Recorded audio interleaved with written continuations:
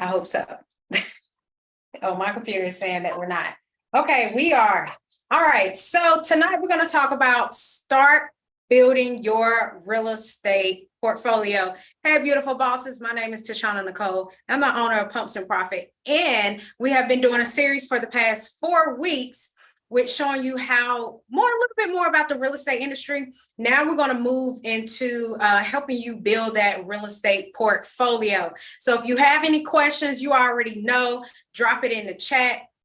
If you're watching me on Instagram, DM me, my love. I would love to hear. And then, of course, if you really want a strategy specifically for you, then book a real estate review session. Okay, so we are going to get started. Tonight, we're going to talk about what to do before you even start investing.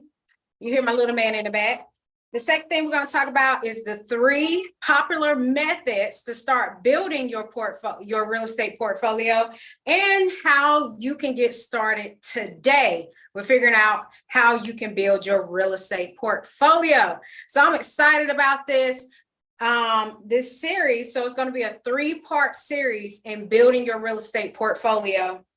And so in the next couple of weeks, we'll go a little bit more into what those strategies look like and some different ways that you can build that $1 million portfolio. All right. So tonight, before I even start, I want to say this. You got to take ownership, right? You got to take ownership of not only your future, your present, as well as just taking ownership of your finances. And this is very necessary. He's talking back with me. This is very necessary when it comes to building your portfolio. So the reason why you want to mind your business in terms of that is owning your future, owning your finances, and owning your present is because this is what's needed, whether you're a business owner, whether you're just trying to get out of debt and become, financially free, or you want to build a real estate portfolio. And so we're going to kind of dive into that in the 3 areas that we talked about. And so before you even get started, you got to own your future. Now, because when it comes to owning your future, some of us have decided this is what it's going to be, and this is what I'm going to do for the rest of my life, right? But if that's not you and you want to own your future, you got to know where you are starting at, right? So before you even decide to do anything, you got to have a plan. You got to have a strategy in place and what that looks like, right? Before you can actually take action. So same thing with real estate. You got to decide what you want to do in order to get started in building that portfolio. So you got to decide what types of properties, right, am I going to acquire? Because depending on the type of property, there is different things that you're going to have to do to acquire those properties, which means it's either going to be considered residential or commercial. And this is very important. Why? Because if you are buying anything like a single family or a duplex, triplex, or quadruplex, then you can go residential. But if you're buying 5 to 8 units, hotels, commercial, you're going to have to go commercial. And so there's a difference. You got to decide what that looks like for you, right? So you can be able to acquire loans, as I said, all the way up to a 4-plex with a residential loan. But when you start talking about commercial, that means you're going for the big boys. But here's the great thing about commercial. You can even buy a single family residence as commercial, right? And so you got to decide, okay, what am I going to start with and what's really going to build me out? And so those ways that you can be able to do it is going to be deciding, okay, am I going to start residential and move my way to commercial, or am I going to start strictly commercial, which means you're putting everything under a business entity, okay? And we talked about that in a past live where you decide, is that going to be an LLC? Is that going to be a corporation? Are you going to be a sole proprietor? Right? So you got to make that decision and talk to a professional, tax professional that can allow for, and a lawyer Either one or both. That can allow you to be able to position yourself to win. Okay.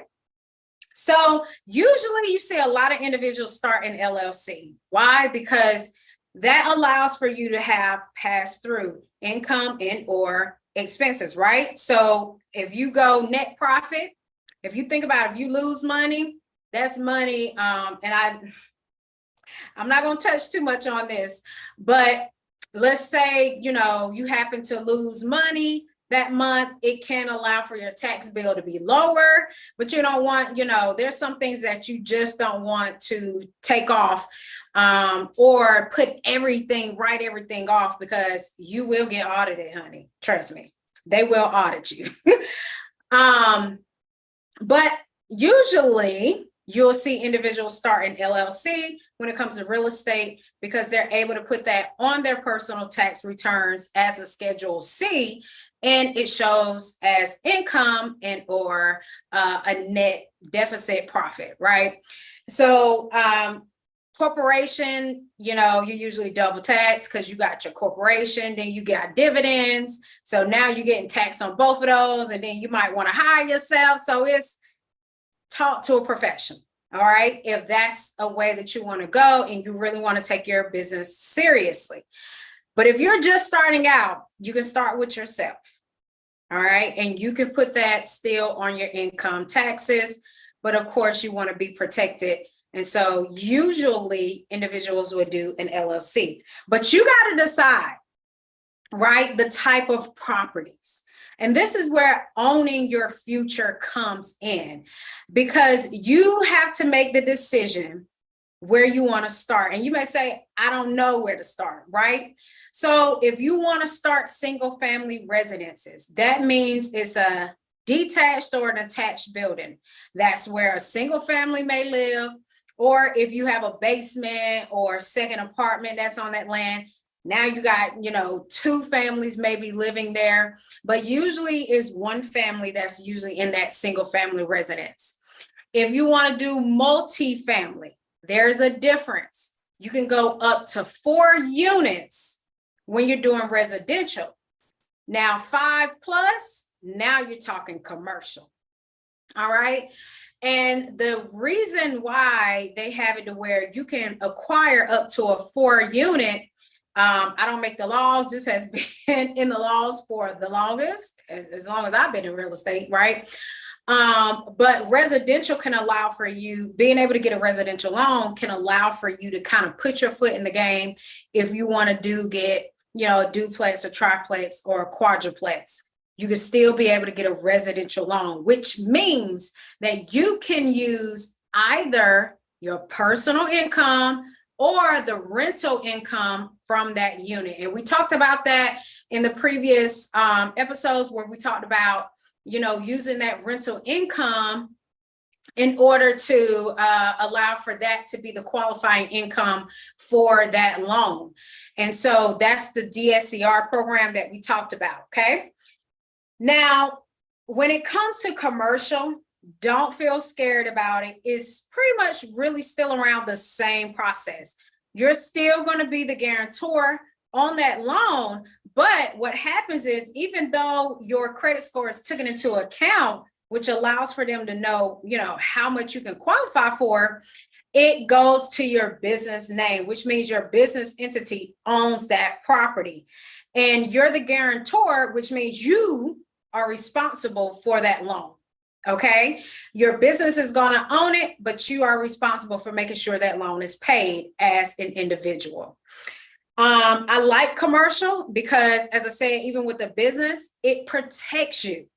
That's the main thing here. Okay. You want to have that protection. And so when you go commercial, usually, the majority of lenders will want you to put that into a business name, okay? And you cannot be living there. And we're going to kind of talk about that a little later, about which loan you want to go with if you're living in that property, okay? But if you are going commercial, you cannot live in that property. All right, so that's the difference kind of with residential. Residential, you can live there and you can rent out a room. You can live there and have someone in your basement, right? That's called border income or still rental income, okay?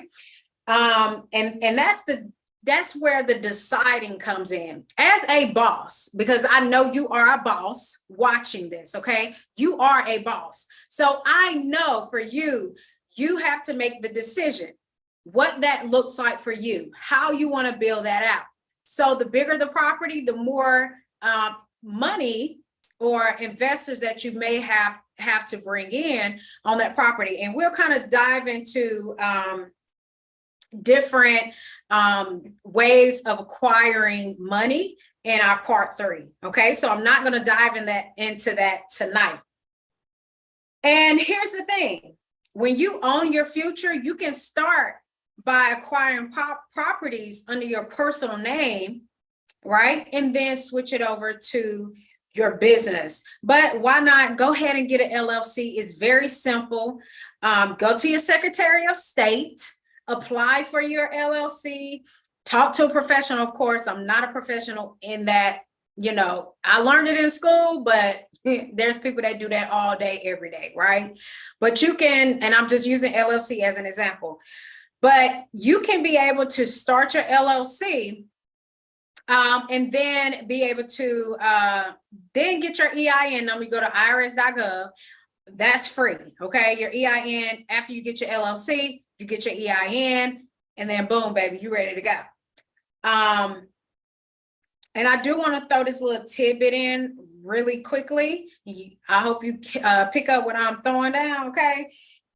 Here's the thing.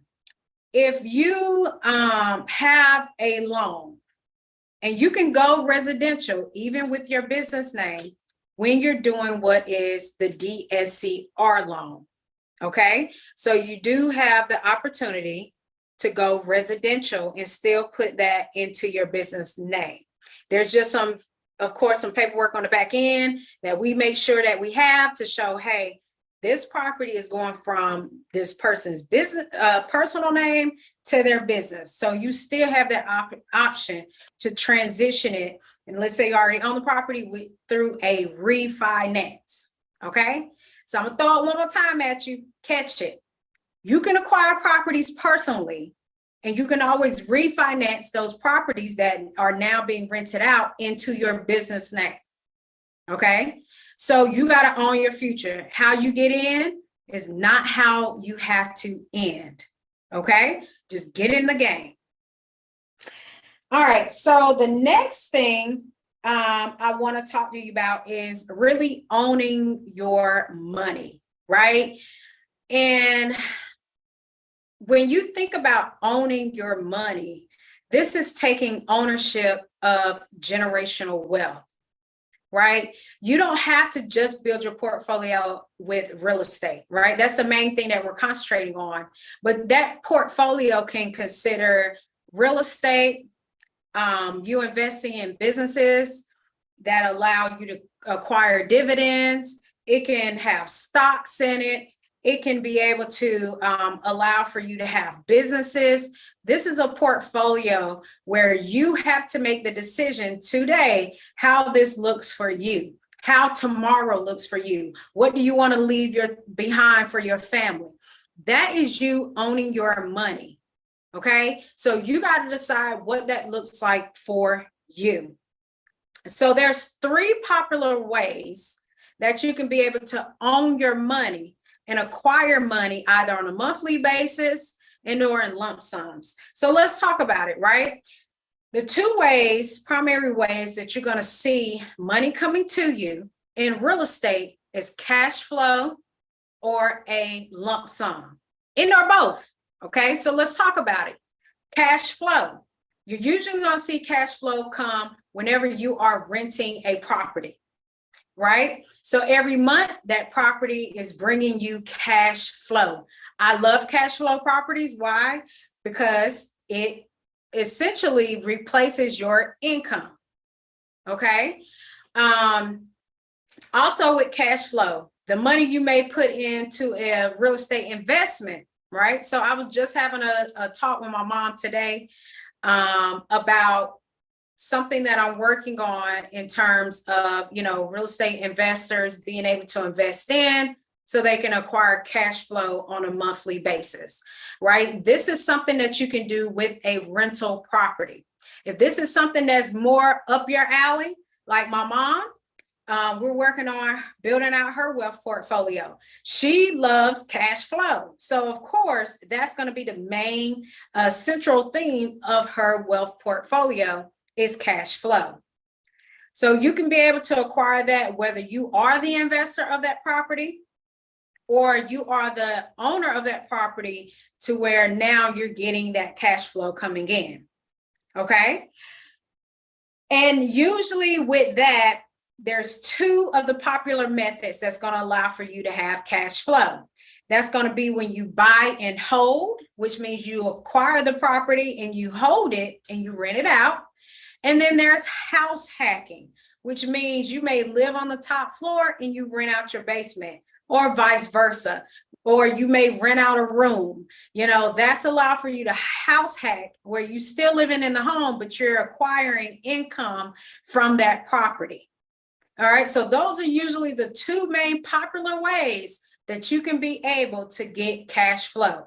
Say it again, buy and hold, which means you acquire the property and you hold it, or you can be able to do it through house hacking.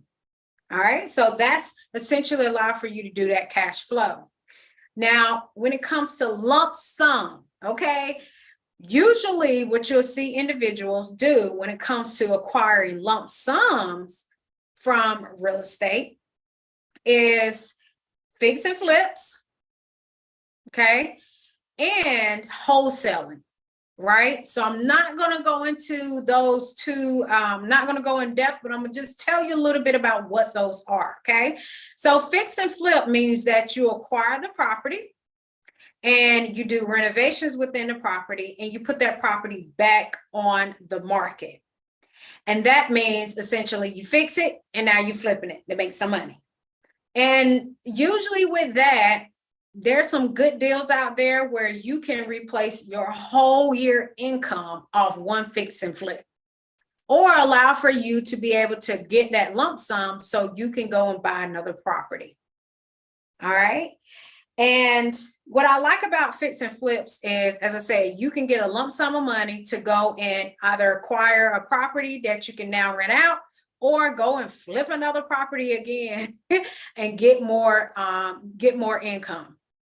Get more cash on hand by flipping that property again. One of the strategies, I remember years ago, I was watching an individual who they use fix and flip and they use buy and hold as a strategy, right?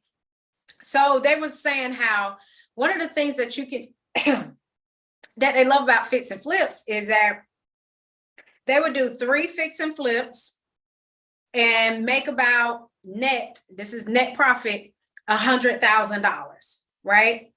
And that's not saying guarantee. I'm not guaranteeing you 100,000 or anybody else. With real estate, there's always a risk, just like stocks, business, and anything else, okay?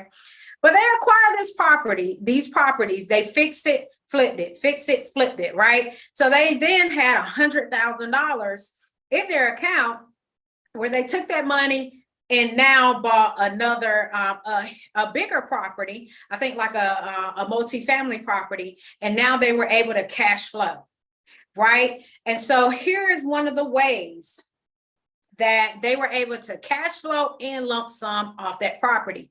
And we'll talk about that.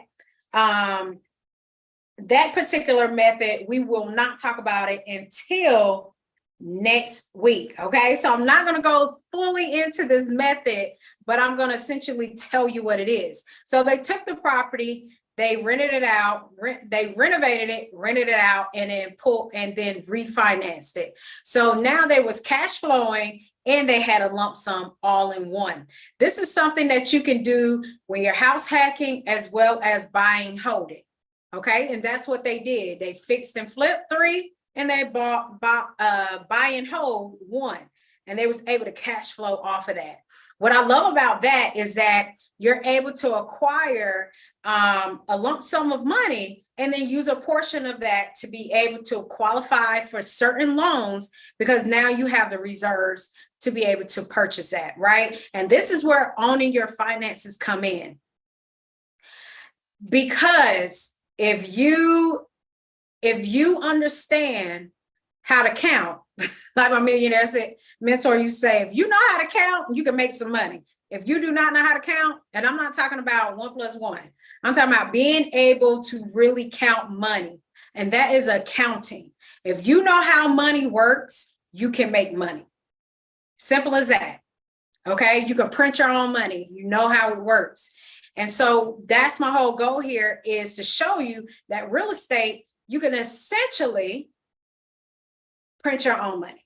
Why? Because you are giving individuals a home to live in, and then in return for that value, they are paying you for that value. And that's how money works. It's a currency. It goes, it flows, right? And so those 3 popular methods, fixing and flipping, buying, holding, house hacking, these are 3 ways that you can really get in the market very quickly. And I threw in an extra one, I think I said wholesaling, right? But essentially, these are 3 ways that you can be able to really get in the market very quickly and start building your portfolio right now. All right. So just to refresh before I go on to this 3rd point, because this, I want you to take your pens and paper out on this 3rd one when we start going into this one. But you got to decide what type of properties you want to acquire, right? So you may say, I want to start with single family, then I want to go and get a duplex, then I want to get a quadruplex, then I want to do commercial, or you may want to do all single family residences. So you got to decide what type of properties you want to acquire. It's just like business, niche down so that you can be laser focused on that one thing. For me, this is something that I love to do. So for instance, for me, I love cash flow. Okay. But I know that fix and flipping will allow for me to be able to acquire more properties, which essentially allows for more cash flow to come in. So me knowing what that looks like for me, I can create a portfolio or my strategy and plan that allows for me to do just that. Okay. So you got to decide what type of properties is going to allow for you to do that. Just decide. All right. If you say, hey, I want to get in the game and get 4 properties at 200, that value at 250,000, right? You got $1 million portfolio. Don't overthink it. I want to get 10 $100,000 properties. You're at $1 million. Okay. So just decide. You don't have to do that. You may say, I want to get one apartment building, $1 million apartment building with 8 units. Right. So just decide what type of properties do you want to acquire over time to build your portfolio. Then you want to be able to choose some methods, right? So I gave you 3. You can start by fixing and flipping, buying and holding, and house hacking. You can use your own house and rent out a room. You can use your own house, rent out a basement, right? We've done it. Love it because it allows for you to be able to use that. Actually, you can use that border income whenever you're applying for a loan. All right. There's like 50 different ways. There's 50 different like income, probably more than that, but it's a whole slew of different incomes that you can use to qualify and use to qualify for a certain amount of money. All right. So you got to decide, what are the methods I'm going to use to build my portfolio? Is it going to be fixing and flipping? Is it going to be buying, holding? Is it going to be house hacking? And I have 6 different ones. So we'll go over those next 3 in part 3 on building ways to build your portfolio. Okay. We're going to talk more on the funding side in part 3 of this. So decide what type of properties, decide how you're going to do that. right? You don't have to know the strategies completely, research it, of course, but just get a general idea. Rewind this again, hashtag replay, okay? And go back and say, okay, I want to do buying wholes. What does that look like? Right? And so we're going to get into that right now. All right. So you want to get started with building your real estate portfolio. You have to decide how you are going to do that, right? So you decided, this is my future. This is what it looks like. Now you got to own your present. What type of situation are you in now? This works whether you're in business or real estate. You have to assess where you are right now. Because if you're able to assess where you are now, then now you can start building that roadmap of what that looks like. Okay. So in order to get started, you want to first create a timeline. How far are you willing to take this portfolio? You don't have to stop at $1 million. You can keep going, honey. This is just I'm just giving you a base. Okay. But the timeline, how long are you looking to build out this portfolio, right? This $1 million real estate portfolio. Is it going to take you 3 years? Is it going to take you 5 years? You don't have to think in terms of, no, I need this done in a year. If you want to do it in a year, baby, you can do it, right? But it may, depending on your situation, it may take you longer, it may take you shorter. You just got to be on it, right? Not saying that you can't get it done, you can get it done. You may say, I want to take 5 years because I want to learn how to really build this business out. I want to be able to do certain things. I don't always want to do a property, right? So you got to understand what is your timeline and how that looks with fitting in with your lifestyle. All right. Another thing that you're going to have to consider right now is reserves. Who can you get money from? How much can you acquire? And how much do you already have? Just like business, you got to be resourceful when it comes to building your dreams. One thing about what I love about entrepreneurship is that being resourceful means that you got to think outside of the box.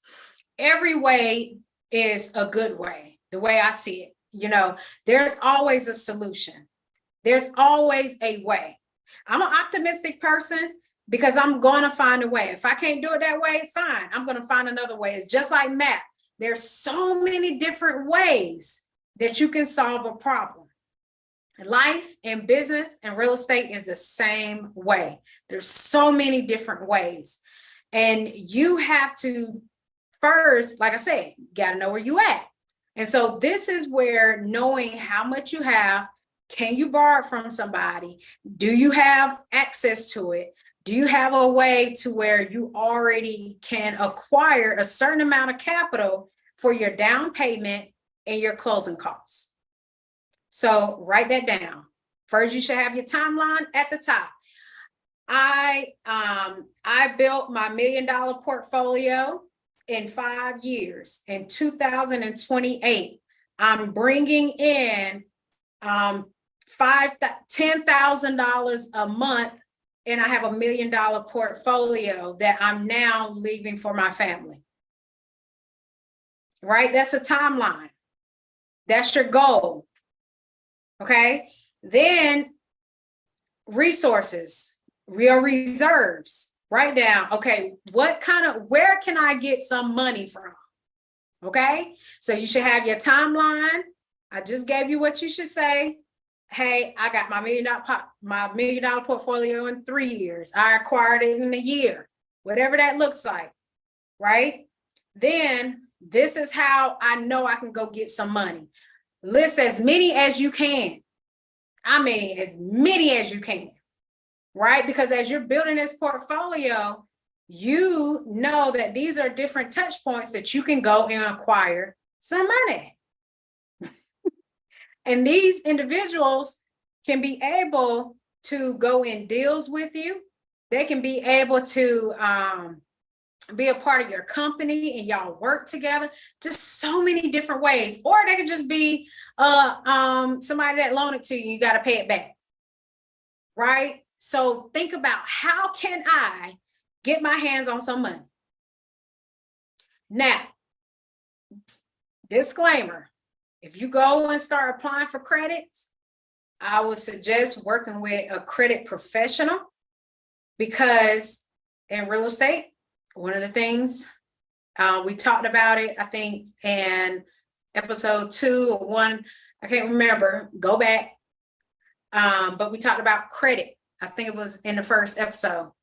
Credit, that is determination, how much you can get. All right, your loan to value, it matters, especially in personal. It matters in business, because that also lets you know how much you can acquire. So it's very important. Work with a credit professional so that you don't jack your credit up, applying for everything, and then your credit score is down in the drain because you done applied for all of these credit cards and things like that. Okay, so take heed on that. Money matters, but you gotta, goes back on your finances, right? So you got to know what that looks like for you, and how you can be able to shape structure your portfolio to make sure you're winning each and every time. All right. So timeline, when are you going to do it? Reserves, how much can you get your hands on? Who can you get it from?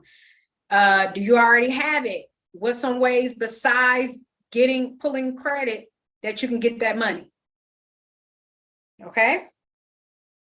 Then consider your monthly income. So this kind of goes into part 2, the reserves part, but your monthly income can also play into that. Because let's say that you want to, do the buy and hold or the house hacking. So you can buy the property and rent out a room. Now you got to live there depending on the type of loan you get, but you can use the house hacking method by using your personal income. Or if you make enough and you have low monthly debt, then you can also be able to acquire a investment property just based off of your income. And so that's where that personal or business kind of comes in, that strategy. Do I want to use my personal so I can use my income that I have?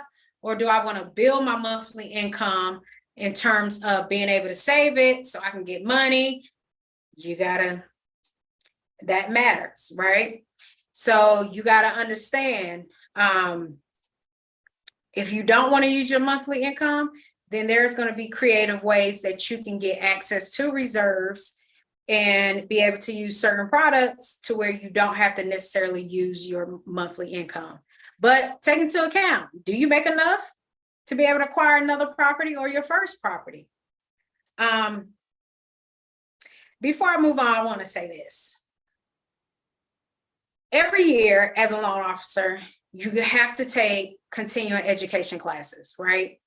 And I am so fired up, but so heartbroken, because how many of us are out here paying a certain amount in rent, and it's taking up, a pretty good chunk of your money every month. For instance, in California, they have 3 million people in California, 3 million, that are paying 30% of their income to the rent. And I think like 2 million of them are paying 50% of their income to rent. And so it got me thinking, because if you are a renter and you feel like, man, I'm paying a lot to rent. And we talked about it last week about renting, owning, or investing and what that looks like. And sometimes, you got to see, and I said it last week, you got to really see where you at and what you can qualify for, right? You can't just assume. If you assume that you can't get anything, if you're paying for a house, right? I mean, you're renting and you paying a certain amount of money and it's astronomical. Who says that you can't afford a house that's around that same price? And I get it. Sometimes, you know, you love where you stay, it's comfortable, things like that. I'm not knocking you.